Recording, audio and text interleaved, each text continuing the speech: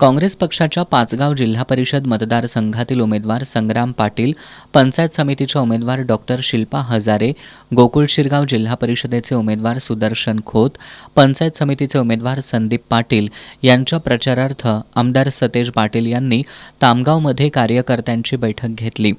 या बैठकीत बोलताना आमदार सतेज पाटील यांनी काँग्रेस पक्षाची ताकद या जिल्हा परिषद मतदारसंघात प्रचंड आहे, तरीही कार्यकर्त्यांनी गाफील न राहता जास्तीत जास्त मतदान कसं होईल यासाठी प्रयत्न करण्याचं आवाहन केलं।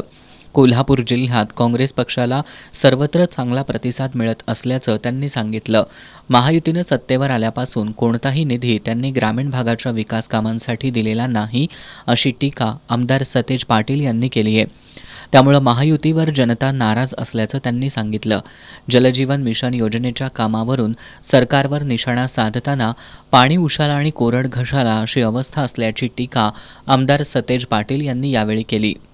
वातावरण चांगलं आहे। एकूण जिल्हा परिषदच्या आणि पंचायत समितीच्या दृष्टीनं बघितलं तर आज शेतकरी अडचणीत आहे, महागाई वाढलेली आहे, लाडक्या बहिणींचे पैसे मिळालेले नाहीत, KYCच्या नावाखाली आता पैसे थांबवले जातात।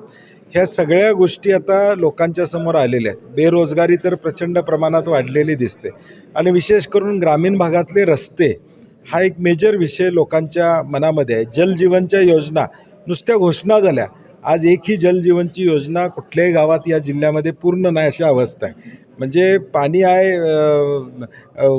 उशीबशी आणि कोरडं आहे घशाला अशी परिस्थिती कोल्हापुरातल्या लोकांची आहे। आणि म्हणून आज जे काय 2-2.5-3 वर्षामध्ये सरकार सत्तेवर आल्यानंतर कुठलाही निधी या ग्रामीण भागाला, प्राथमिक आरोग्य केंद्रात औषधं नाही आहेत, अंगणवाडीला शालेय पोषण आहार व्यवस्थित मिळत नाही आणि म्हणून सगळे विषय घेऊन आम्ही लोकांच्या पुढे गेलो। आम्हाला खात्री आहे की लोक कोल्हापूर जिल्हा परिषदमध्ये काँग्रेसचा अध्यक्ष करण्यासाठी बहुमत देतील।